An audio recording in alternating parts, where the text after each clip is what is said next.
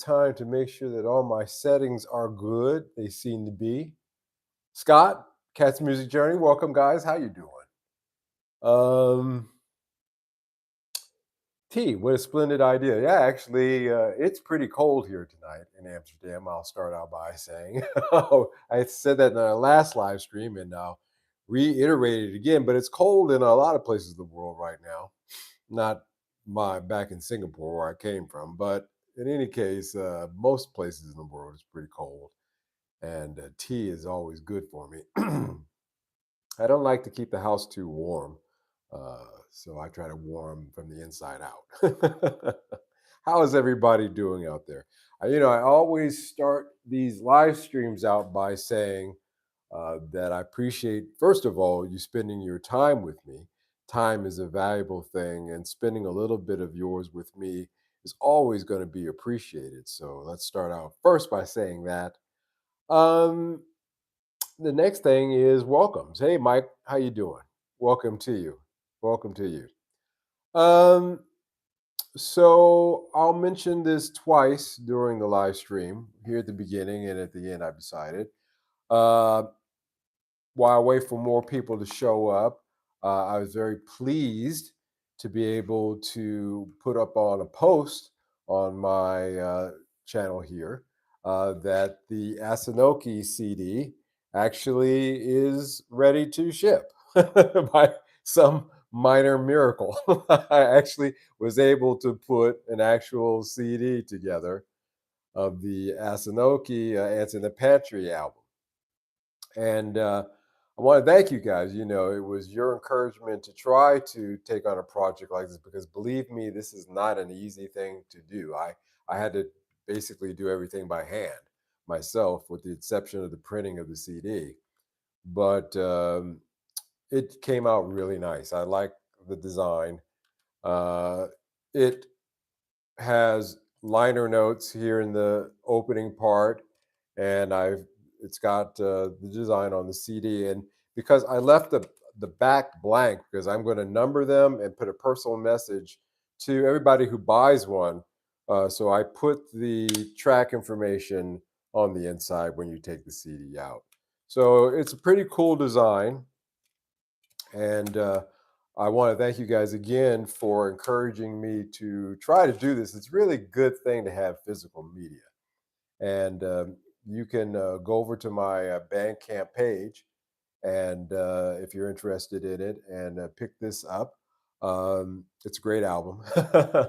And I want to thank everybody who supports this channel by getting a copy. I'm going to do a limited run on them because they're a little pricey to make, but I wanted to do it. Um, but everybody who supports physical media, go over there, pick yourself up a copy of this. I do believe along with it, you get a free download of the album as well for streaming. So you can pretty much go listen to it anywhere if you so feel the need to. But I want to thank you guys so much for encouraging me to do that, because I would not have done that ordinarily. I thought my days of making CDs were over, but to actually hold the actual album in a CD format like that is such a great feeling. It's such a great feeling. So here I've posted the website here. You can check the link in the chat right now. I'll also put it down in the description below when I can. And take a look at it, guys. I really appreciate it. Thank you, Scott. Appreciate it. That's so awesome. Thank you. Very cool. Yep. We posted at the same time, Scott. Double post. Yeah, it's crazy. Actually, it again, it's that tactile feeling that I always talk about. The feeling of things. This is, when it's a digital download, it doesn't, it's there, but it doesn't feel like this. I wish I could do an album, but the cost of doing albums these days, if you think making a CD is hard. And again, I had to do the design and basically put it together myself.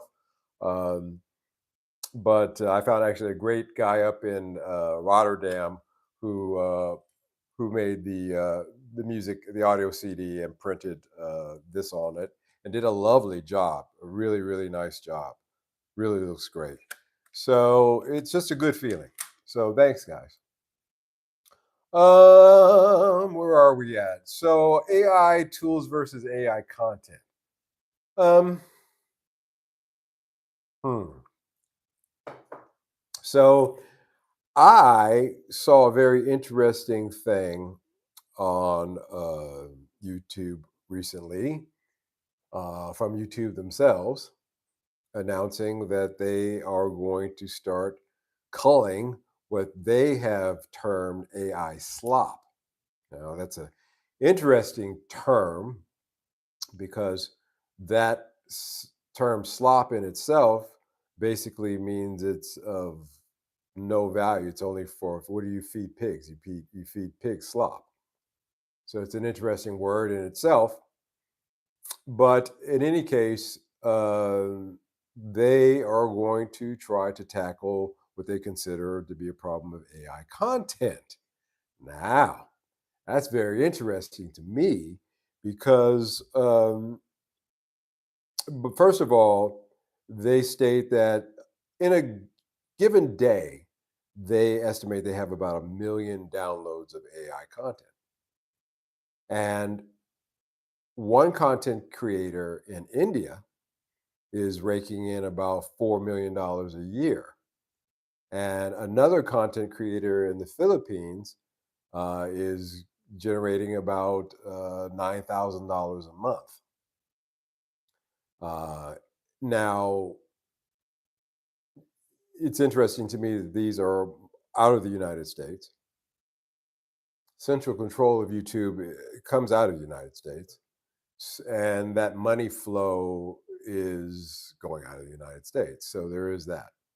So there may be something there. But another interesting point, preface that I'll put before I get into the main guts of this, is YouTube tonight will take this live stream that I'm doing and they will turn around and create a short of it. And they will post it on my in my shorts list as a short. Now, first of all, so if you see a short of a live stream, I did not do that. YouTube did that. They do it every time I do a live stream. And I'm not quite too sure half the time that that's really me. I have to be honest, because they also, in parallel to this announcement that they're going to get rid of AI slop, they are saying that they are going to increase the tools that YouTube creators can use in order to create AI content. So, yeah, that's a that's a real interesting kind of thing they have going there. But first off, I want to talk about get to that first part of it, the AI slop, the slop word, because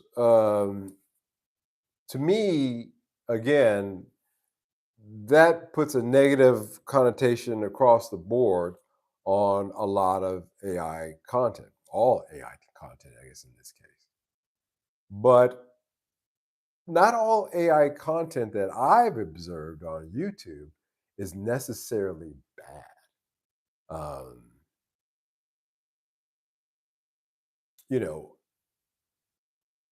on the surface, it sounds reasonable that they plan to get rid of AI content because there's, you know, I understand that there's tools that you can use in order to block shorts in your YouTube feed.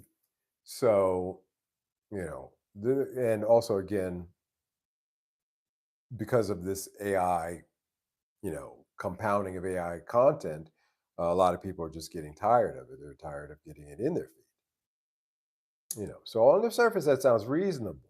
You know, like the ones that I think fall into that category of slop, to be honest, is something like Elvis dances the Soul Train line. Have you seen that video? Um, Something that would never happen.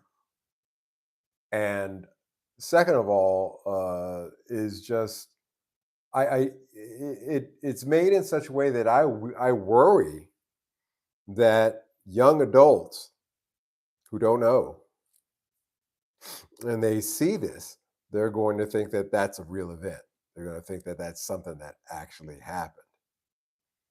And even if it's a small percentage of people who believe that that happened, that's still something that's going to get carried on down the line now, isn't it?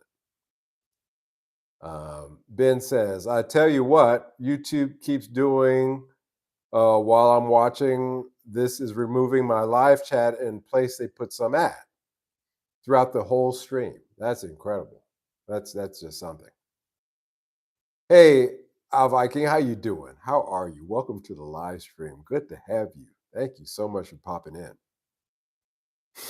Yeah, AI bans that never existed. That's another thing, in my opinion, that I just got no time for. Lost recordings that never existed.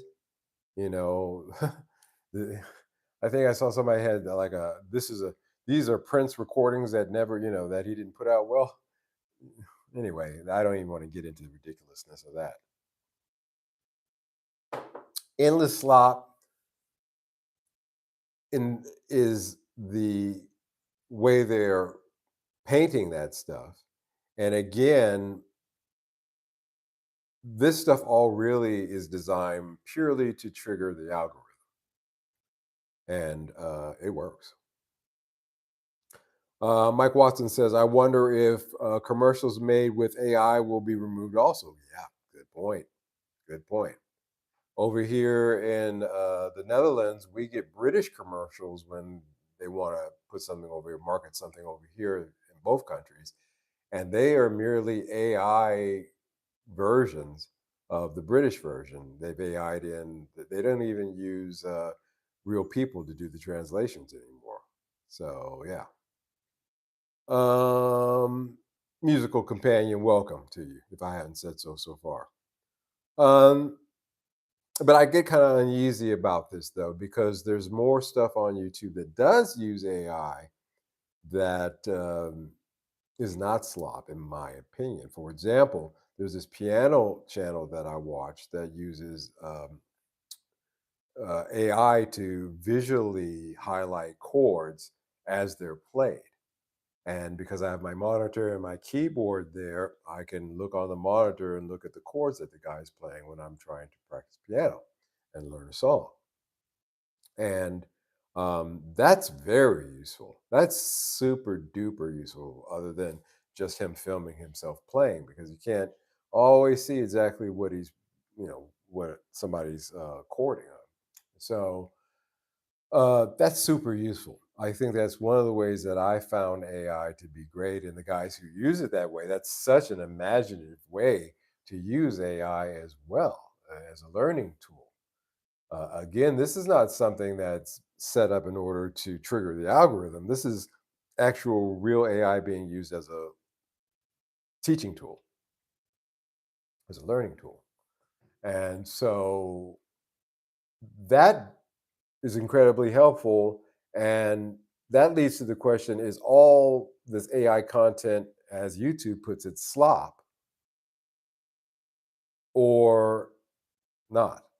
You know, is it that easy? Is it that clear cut? I don't think it is. I really don't. It makes me wonder. And it also leads me to have some concerns, obviously. My question is, when people rip off AI songs, who is it that sues you? Um, I saw someone talking about that. A guy created an AI song. He put it on YouTube.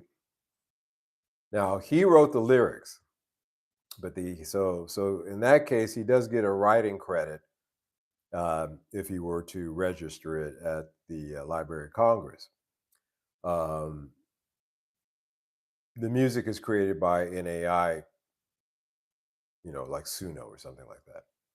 So it blew up, and money started rolling in, and people started using it for things. And unfortunately, because he did not take the time, it's about $65, I think, is the cost now. That's what I paid to. I do all my albums, directly copyright them. It's bulletproof to a certain extent. And then you do follow up stuff, but he didn't do that. And as a result of that, in the end, I don't think any of the money really went to him. I think it went to other parties who had deeper pockets because he had no defense. It'd have been easier for him to walk in and say, "Hey, I got a writing co-write on this. You may say that your program created the music, but that's fine. We can split this publishing 50-50." So there could have been something there.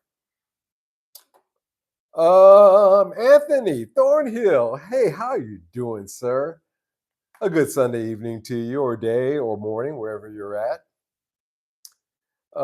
Scott says, "Where are you from?" I'm doing a live stream right now from Amsterdam, live from Amsterdam. Chilly, freezing, see your breath. The pond, when I was walking my dog in Vondel Park this morning, the pond was frozen over. The ducks were ice skating. Scott says, "Mike, how do you know what key to sing a song in?" So I assume that's a situation where somebody's playing a song on the guitar, piano, and you have to jump in, and they may be in the original key, they may not. Um, for me, it's it's always been an ear thing. I can hear what kind of where we're going with key wise. I remember I was asked to come up on stage to sing "Fly Me to the Moon." The version I like is Sinatra's, and his is done in G, I believe, something like that. And the band was playing in A, and I immediately I'm thinking always G. But they're playing in A. I had to quickly just hum it in just to figure out where they were at, and then I went from there. That was always off the top of my head. So that's the best advice I can give, if that helped. You use your ear, you train your ear and use it. It's from my vocal processor. Harmony needs to be set to a key. Oh, that's easy enough.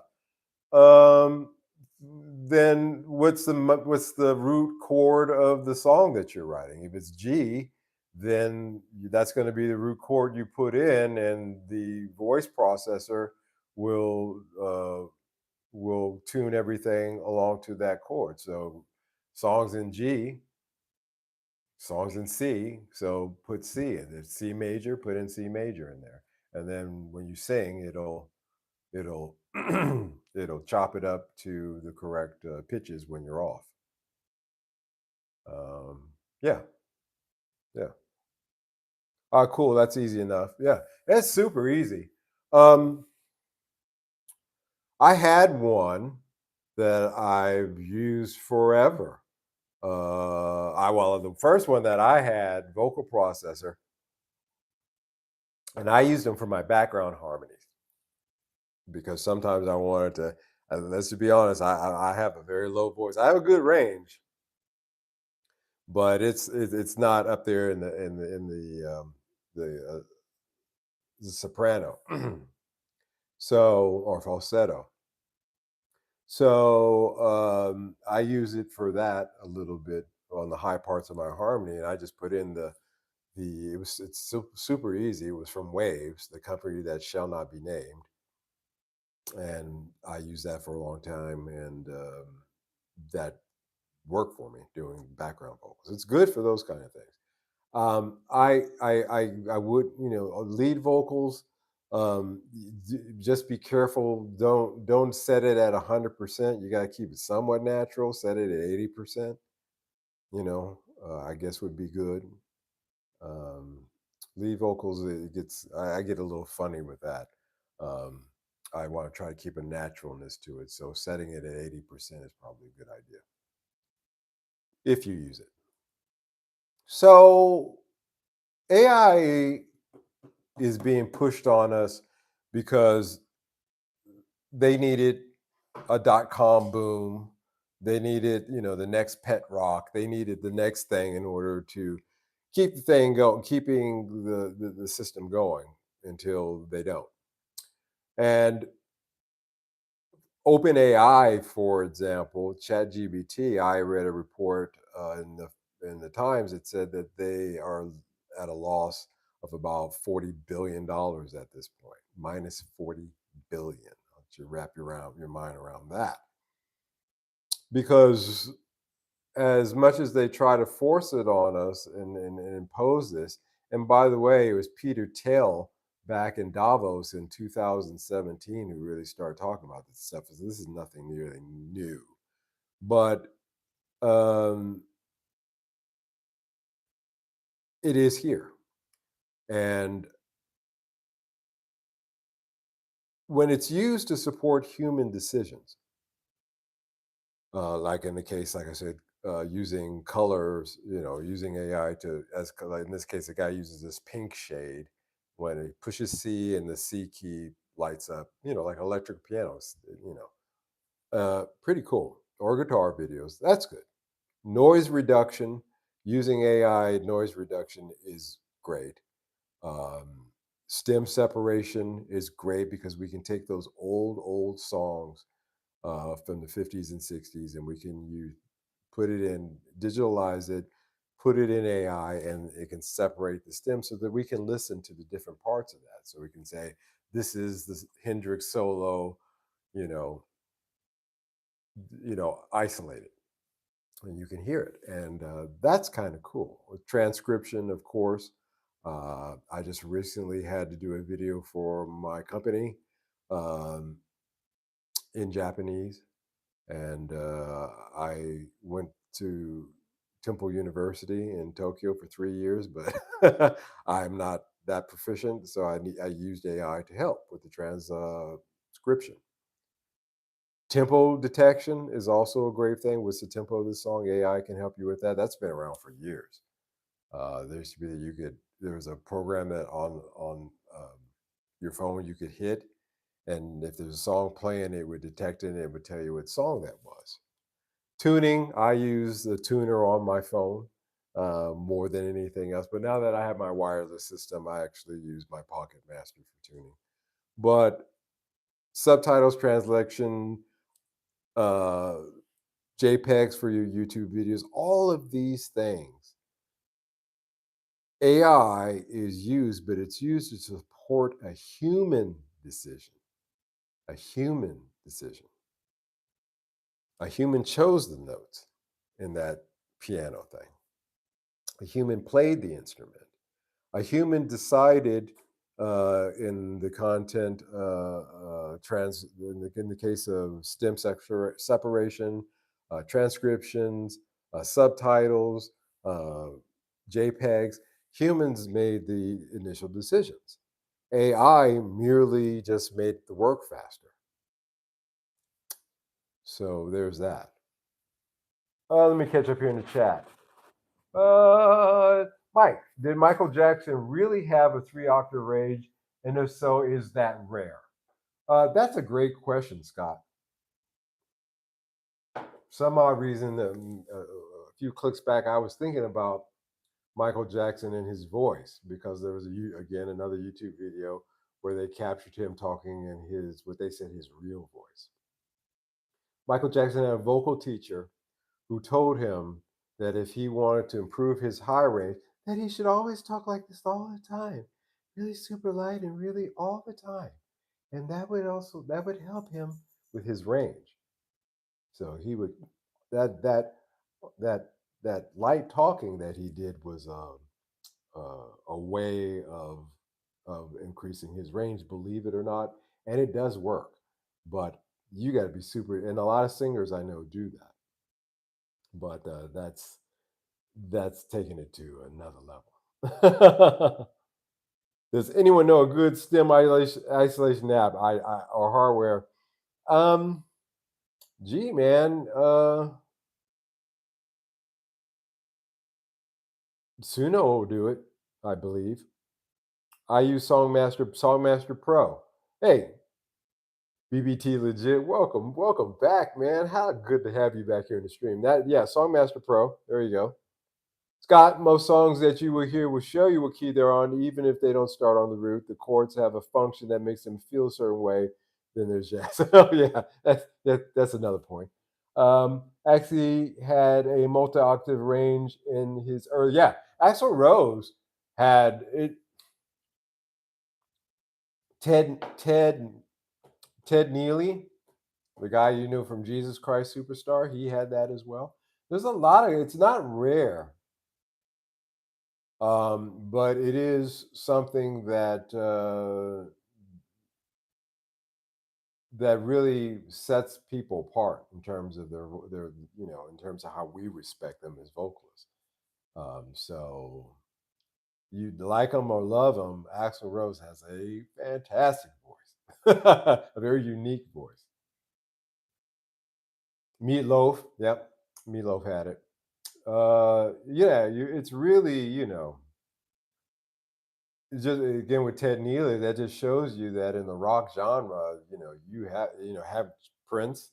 Prince absolutely had that ability as well. We had Michael Jackson and Prince at the same time who had that ability.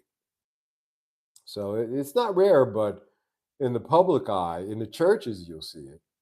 You know, but but in the public eye, I guess it's rare. I rejected all theory.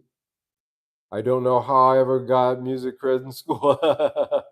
Well, like I said, in a way, I understand that concept that Katz is kind of laying down there because, like I said, when I don't know, the song tells you what key it's in. It's weird, but was that always with me? I don't know. When I was a kid, did I know that? I always had a kid as a that's it was my ear because I would hear something on TV, a TV commercial, and I go over the piano and I try to pick it out or something like that. So it's a weird thing. I don't know. Maybe I'm the wrong person to ask. Learning to recognize comes with time. That's true. I remember my guitar teacher telling me to stop thinking about what note I'm playing and focus on what degree I'm playing. Five, B flat five, and the two. Yeah. I'm self taught. But Jaco Pastorius made me serious about music theory. I loved his work with Joni Mitchell. That's when I got hip to him. It was through Joni Mitchell's album, so I can dig that. Um, I was talking to my brother about speaking of music journeys, and he was talking about his record collection. He still has, and I said, David, I tell my live stream guys all the time that it was you with your record collection that really influenced my music direction because I you were 3 years older than me. So you were listening to, I'm 9, you're listening to the stuff people were listening when they're 12, 13. And it was pretty hip stuff. And it was a hip time. It was a wonderful time from 77 till to the early 80s. Those albums that came out during that period were fantastic. So that had a lot to do with it. It's a time. It really is time. Time, I will say, is a great teacher. You know, multi-track recording would do the same thing. Digital tuners do the same thing. Drum machines will do the same thing, and DAWs replace tape. So we've been here before with this technology change. But things start to shift when the idea or the initial concept is AI generated because the performance is AI generated or the identity is AI generated because there's no musician, there's no lived experience, real lived experience there, and there's no creative intent beyond making something that gets clicks. And this takes us back to Elvis dancing on the Soul Train line, again, a real video that you can see. I guess there's some human interaction there. You type in "make Elvis dance in the Soul Train line," and the AI creates the rest of it. But still, in all, um, That is what I consider to be the slop. Um, it's not a tool. It's not a learning tool. It's not. It's nothing. It's synthetic. It's a synthetic event that is pretending to be culture. It's a synthetic event that's pretending to be culture, and you pervert your culture with this stuff. That's why I have a problem with it, because it perverts culture. It tells lies, and it's getting good. It's getting good. I've clicked on a few. I know in the first 5 seconds after I click on it, but there's some that have drawn me in, and I've looked at. There was one where there was a newscasters, and it's still funny, but it's AI. It falls under my definition of AI slop, as I just laid down. The newscasters sitting there, and they're saying this was a guy who robbed the bank, and the drawing was of the guy sitting there telling news. I thought that was funny, but and they both fell out of their chairs laughing. But um, that's AI slop, and it's pretending to be something, a news event that actually happened. Somebody somewhere does not have the discernment to look at that and see that that didn't really happen. That wasn't a real newscast. That did not happen. And again, this is something that is an event pretending to be part of our culture. Culture is our shared everyday lives, our shared everyday lives. And that's the danger. From the outside, both of these can look similar to an automated system that says, I'm going to get rid of all AI content, if that's what we're to believe. Well, I think should rather read that. We're going to get rid of all AI content that we didn't create on our platform or wasn't created directly on our platform, is how you really should read that. But they're not going to make a distinction between those two things. And that's a problem. They're both going to look similar to any automated system that they put it in to police that.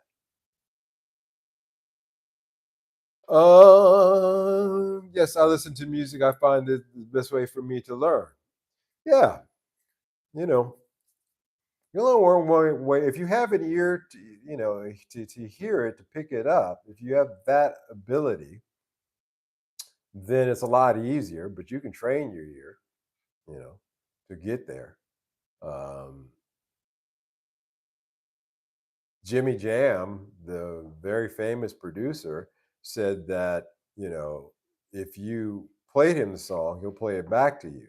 But if you sit the sheet music in front of him, it's going to take him a minute to pick it out. And that's incredible considering how proficient and prolific of a keyboardist he is.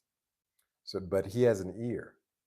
We were all, I don't know, we were all in the 70s and 80s, and I guess in the 90s, we were all, as musicians, a lot of it, unless you went to MIT, Musicians Institute, or GIT, whichever one, you were really trained by ear a lot. You pick things up, by ear a lot, and that was a good thing.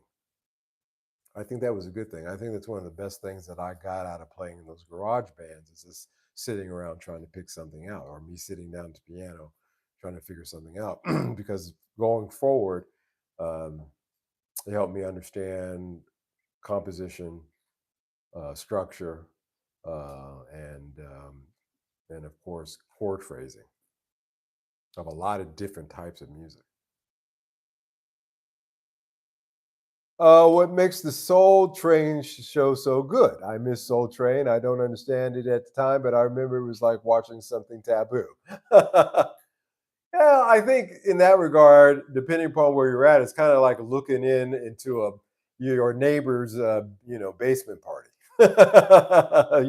Peeping through the window. Hey, what's going on down there? I can understand that. But that was the idea, was to bring everybody in. And I think that was one of the beauties of Soul Train, is that It was a block party for everybody. So I think that's what was the thing about it. Peace, love, and soul. Yeah. The only AI generated thing I want made is Brandon Lee uh, to be 100% in The Crow. I got you. Not just a repeat frame spliced together in Bruce Lee's Game of Death. Yeah, I believe again those would be human directed changes. It wouldn't, that would be made. So in that regard, that would be good because they could finish The Crow with an AI generated Brandon Lee that it's getting good enough where and that was a very dark, so lighting isn't a problem. So that might be your friend. The shadows would be your friend with AI in that case, and they could probably pull that off. That would be great. I agree. I'd like to see that too. The BBT legit. We're gonna have to talk about what BBT legit means. I'd love to hear that.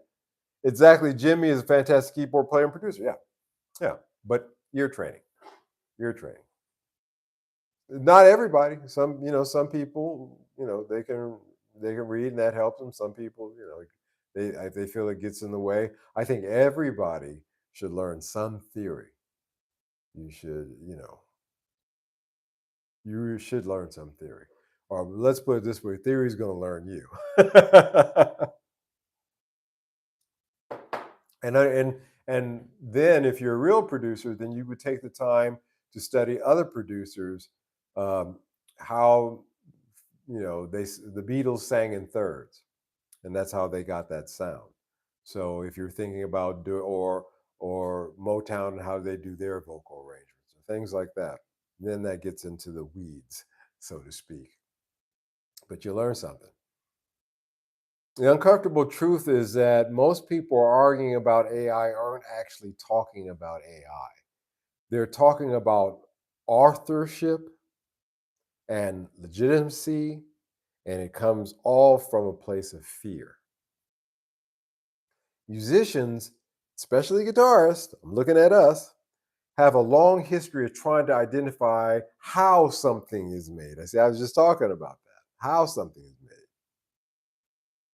Tube versus solid state. Was it a tube amp? Was it a solid state amp? Did he plug directly into the board? Analog versus digital. Oh, well, analog sounds so much warmer than digital. Real amp versus plug-in. Well, that amp is pushing air, man, and it's that pushing the air that makes the song. But we do this. I've had these discussions. You've had these discussions. We've all had these discussions. And AI hits that same nerve, but deeper. Because this time it's not did did I use the right gear or did you use the right gear? Did you use the right gear when you made this? It's were you even necessary in the creation of this product? And that hits a deeper nerve, especially with guitarists. Oh man, I love the guitar tracks on your song.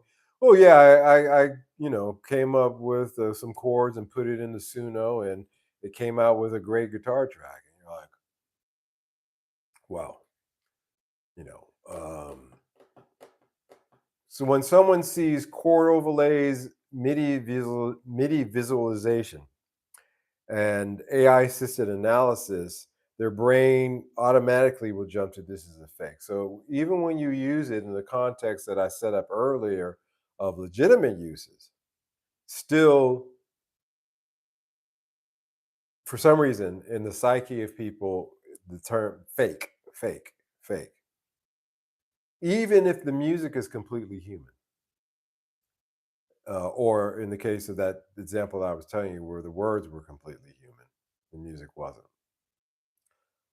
It's fake. Well, is it? Because again, it had that important factor, that X factor of having a human component to its composition, and that's a different thing.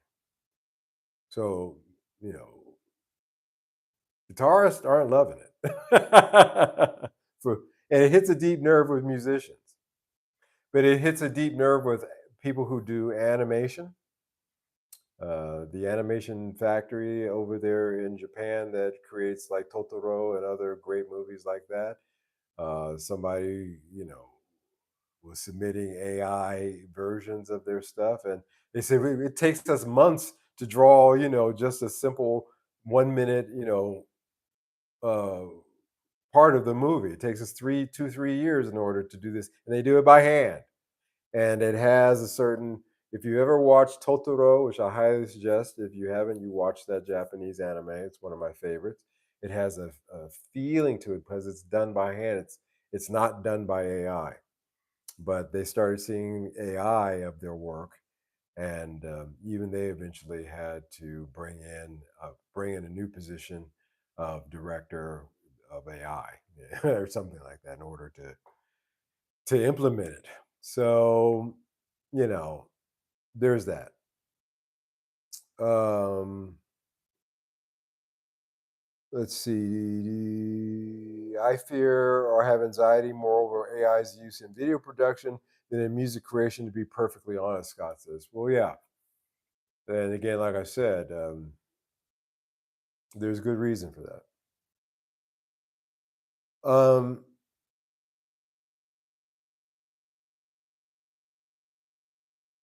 I don't myself use AI in any way other than to expedite my ideas. Uh, and I absolutely, without any question, have never used AI to write music or to write lyrics at all, ever. But if I were to be honest, looking forward in the future, I could see a use for AI in my music if, for example, there was a song that I wanted to have a female background vocalist on it and one is not available. Well, you can use AI now in order to make a female background. So I could see how stuff like that could be useful, but again,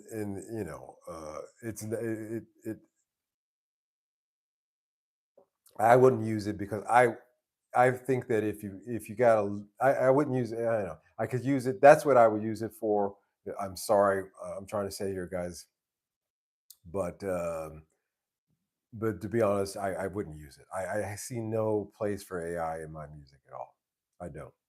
I would rather go without that female vocalist, I suppose, in the end, because I don't want the taint or the stain or the touch of AI to touch my compositions. I don't. Um, Directly. If there indirectly in some ways, if there's something in, well, my DAW is no longer Studio One, the Persona Studio One no longer exists. So again, by the way, uh, just to show you guys, they screwed me at Waves, and then they screwed me on the plugins for the DAW, and then they screwed me on the DAW itself. And you wonder why I say I don't want to do recording. But I don't want the taint of AI. And again, this comes from, maybe, to be honest, fear. I don't want it to be said later on that AI had anything to do with my productions, because I fear that that is not something that is great. It's not something honorable. Is that the word? I'm kind of stumbling here, guys, because I'm trying to really express how I feel about this, for myself personally. Like this Ants in the Pantry album, every note, every chord, every instrument, everything is a human playing, me in particular. And I wouldn't want to do this any other way, but I could understand how it could be attractive. And I'm not saying that everybody can do it this way, and I can see how that could be attractive to people, but for me, no. If YouTube draws the line too cruelly and too crudely, here's what happens. Educational channels are going to get flagged. Analysis channels are going to get demonetized. Musicians who teach are going to get demonetized. And clickbait survives because it adapts faster. So even with them, you know, that's the irony of it. Then that's how it's going to go. And again, the worst AI content is usually harder to detect than honest educational use because the AI stuff, you know, that's kind of a super passive thing. But with the educational use, those are things where you actually looked up and, sought out yourself. It wasn't a passive drive by of content. It's optimized for engagement, the bad stuff. And the good stuff is optimized for clarity. And clarity doesn't always win in the algorithm war. It's just a weird thing. I remember Prince saying that this day was coming when it was about money and not about creativity. Yeah, Prince had a lot of insights and a lot of things. He was warning about Napster. He said this is going to lead to this and it's going to lead to this. And boy, was he right. Now, was he right or did he have the inside track on things? See, with guys on his level, I know that they know people. And again, I pointed out in the case of the last discussion about John Mellencamp saying that he knew a guy who called him up and warned him about what was coming with SoundScan. And I believe from that story that it's not too hard to say that probably Prince had a conversation with some executive somewhere and they said, hey, we're going to be this Napster thing and it's going to be this and this. And Prince was merely just kind of trying to warn people the best he could. AI music is like lab grown diamonds. Sure, they're perfect, but it's not real. It's not true. Yeah, that's a good analogy. And you see what lab grown diamonds did to the diamond industry, it devalued real diamonds. Because unless you've got a loop and experience in diamond grading, some people are really scummy when you meet them through their actions. When I was young and right before I really just got out of college, not doing music stuff as much as I wanted to, had a regular, just trying to find a job, trying to find myself. I was the director of this call room. And it wasn't a big call room. It wasn't, but it was for home security systems for Sears. And I had about 8, 9 guys and girls work in this room. And they brought in this guy who was going to be my assistant. And one day he told me he was engaged and he was new to LA. He was from San Diego. He said, could you take me down to a place I could get a diamond ring? I said, sure, I'll take you downtown. I'll take you to Jewelry District. So I took him down there one day after work. And he bought a cubic zirconia. And he's going to tell his old lady it was real. And I never forgot that. Even how old was I? 22, 23? I thought that was the scummiest thing ever. But the point is that she wouldn't know the difference. I was like, well, she's not going to know because when I looked at it, it looked like a real diamond. And when people listen to an AI song, they're going to have the same discernment as this guy's fiance had.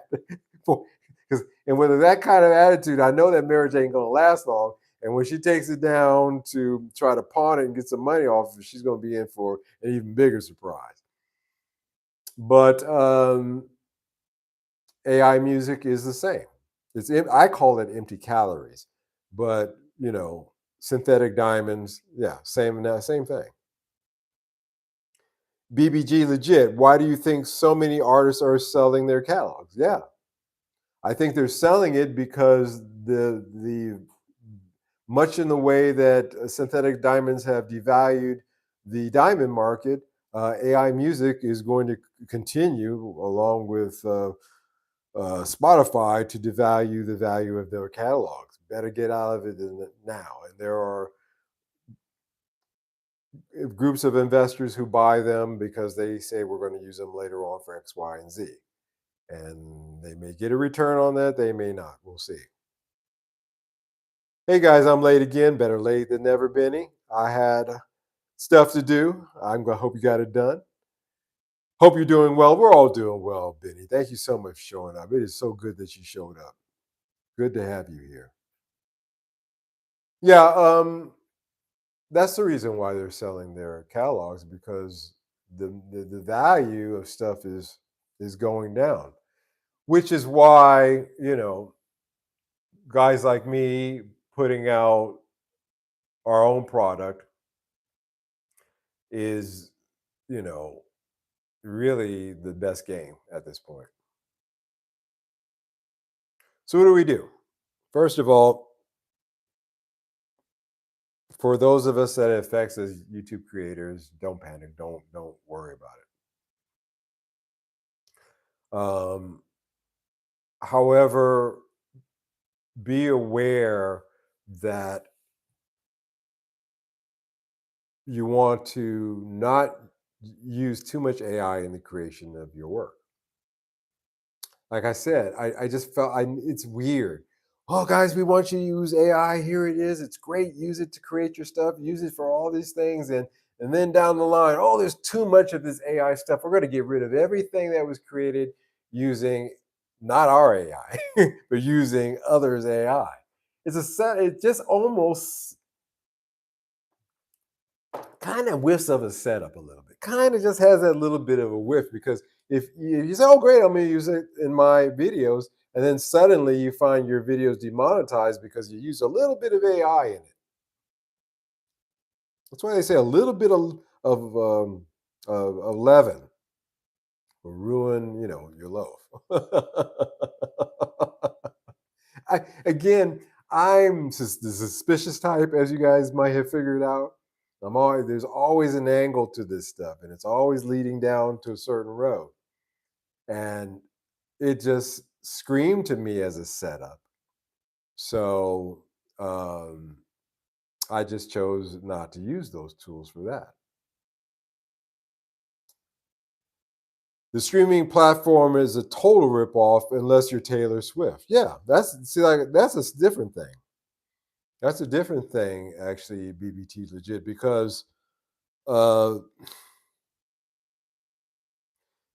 you had the service of Spotify that was marched out as something that was good for musicians. It ended up being the opposite.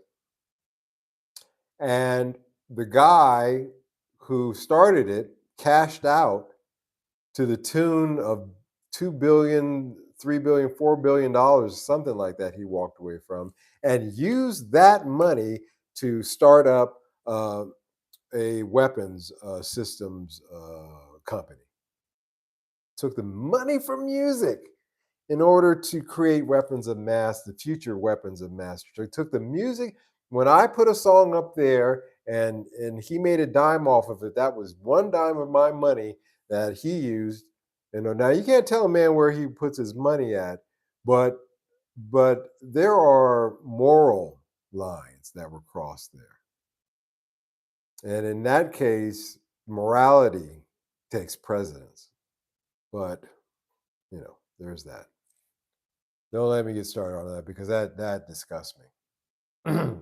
Yeah, it gets boring because it doesn't have a sacred art side to it. Finnish guy, welcome to the live stream. Good to have you here. Yeah, I understand what you're saying to it. It's what I was describing, the sacred art or the human connection. And that's very true. And thanks for dropping in the chat and bringing up that point.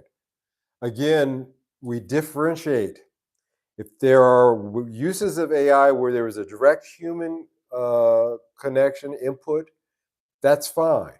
When there is not, again, I use Elvis dancing on Soul Train as an example, then it corrupts us on a cultural level.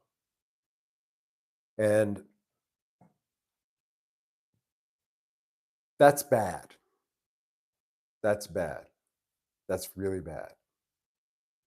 Um, can I give another analogy to that?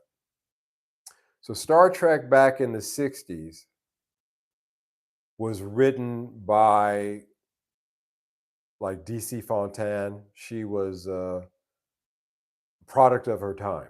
Some of my favorite episodes of the 60s version of Star Trek were written by DC Fontana. And she was a product of her time. But she was a very brilliant, well thought, at that time, what would be considered to be a liberal minded woman. And she wrote very deep and thought provoking stories. The series in itself had diversity in it, but not in the modern sense, but in the true sense is that you had Sulu. This is 20 less than this is 20 years after World War II. This thing came out. You had Sulu, enemy, past, Chekhov, current Russian, current enemy, Uhura, African American woman, and the others, they fit in a role that fit within the geopolitics of that time. You fast forward now to the latest Star Trek series, Star Trek Starfleet Academy, which is written by liberal-minded woman who has none of the depth, none of the character, none of the understanding, nothing going for her, and what the writing team that made that, and it's just complete slop. Men and women who wrote they because they don't have the depth of experience and understanding and intelligence that earlier group had. And the culture around Star Trek grew and got to the point that it did because of that depth and that intelligence. And then the equivalent, JJ, what is it? What's the name of that production company that produces them? Not Bad Robot, but anyway, they have made an AI version of what the old Star Trek was, even Star Trek: The Next Generation, because that had humanity to it and good writing, and also DC Fontana wrote some of the early ones for that as well. But you don't have that depth with AI, and it just seems to be again the culture of now. It's just part and parcel of what's going on right now. There's no depth in any of this stuff. So it's a very interesting thing. DC was the best writer. Yeah. Yeah. DC Fontana, she passed away a couple of years ago. She's my favorite, one of my favorite science fiction writers. And again, she was considered to be a liberal woman at that time. If you took her now, she would be considered to be a hard conservative. So you see how far that line has shifted. The writers team that writes Star Trek, Starfleet Academy, or whatever this is, new Star Trek. If she was resurrected and came into that writers' room and sat down, they would throw her out because her ideas would not be in line. She would be, wait a minute, what are we doing? What are we talking about? This doesn't make sense. Blah, blah, blah. And then, no. We have to have, the message. So there is that. AI would give different answers to history questions if it has access to Pentagon's data storage that has been captured. Well, it'll give you different, depending upon which one will give you different answers. And again, it's only going to answer from its inputs, and its inputs, if they're, the internet that we're talking on right now came out of DARPA, so that doesn't surprise me. Now I see Fender is in the DAW game now, and people hate it. Well, no, they're not in the game per se. They just stole. They thought it's like stolen valor. It's like, for the last 15 years, guys like me who didn't want to use Logic, Pro Tools, I chose Studio One and have been using it for that period of time. And they think that they can do a quick overnight name change on it and make us think it's the same thing. It's not. It's gone. It's over. There will be no updates. If you own Studio One, 6 or 7, like I do, there'll be no further updates. The updates that they said they're going to give aren't going to happen. It's problematic to say the least. Not to only mention that Fender doesn't have, as somebody pointed out here a couple of weeks ago, Fender doesn't have the best reputation when it comes to anything other than guitars. Anyway,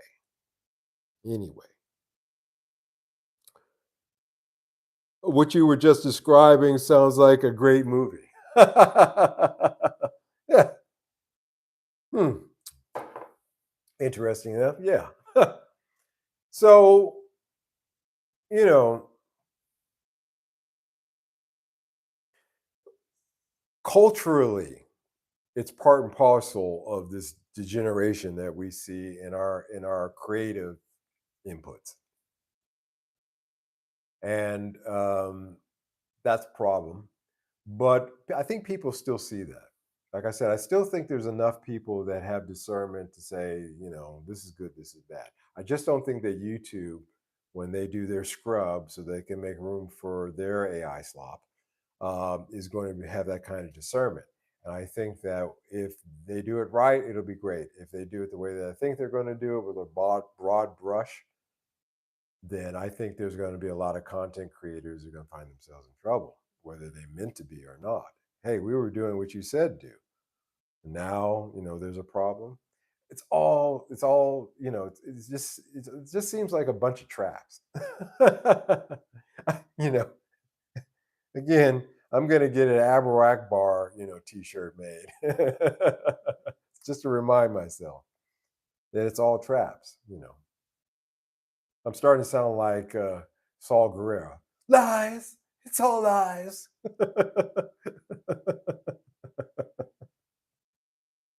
Oh, Star Wars reference for those of you who can keep up with that one. Yeah, I dig it. It's just, I hope that if they do it, they do it the right way. But I just feel that it's going to be super problematical. I think there's going to be a lot of tears. All right, guys. I said I would mention this one more time tonight. We got some more people in the live stream. I want to bring this up again. I was able to put together an actual physical Asanoki Ants in the Pantry CD. And inside here, we have my liner notes that I wrote specifically just for this, and the CD itself. If you take the CD out of the tray, you'll see all the track information and times. And I left the back of it blank because I'm going to put a number here, and I'm going to leave a personal note. I'm going to write a personal note to each and every person who purchases this CD. Please go over to my Bandcamp page. I've got this initial one. I've got 10. Help me sell 10 of these. I'd like to get to 10. I'm asking you guys. I very rarely ask for anything to help this channel out, but help this channel out by going over to my Bandcamp page and buying one of these CDs from me. You will not be disappointed. I'm actually very pleased the way that this came out. Everything is good. It lines up very nice, and it looks great. It looks really nice. So it's not cheaply. It's not super cheap. It's really nice. And so you really want to support this channel and you like real music and physical stuff, and you don't like, there's no AI in the production of this, then please go over to my Bandcamp channel and buy a copy. And believe me, it'll help me right now.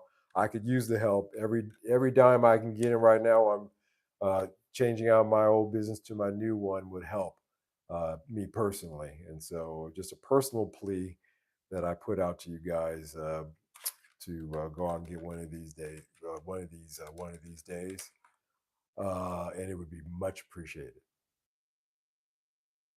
Um, Thank you, Scott. Thank you so much. There are different kinds of AI, though.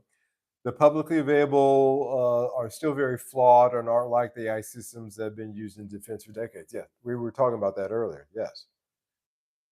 Thank you, Mike. Thank you so much. By the way, ship. This is shipping tomorrow, so the people who have bought already. It's going out tomorrow. That is on my to-do list for the afternoon to get those out. How do I get the Bandcamp info? Scott put it there. Thank you. Yeah, check this out.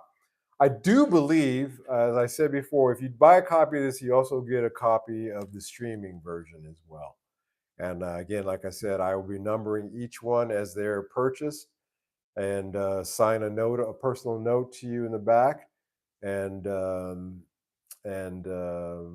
the addressee, and just want to say thank you guys so much. And yeah, I think we're done for tonight. Thank you guys so much for taking the time to watch. Thank you so much for taking the time to tune in. Thank you so much for everything, guys. And means a lot to me.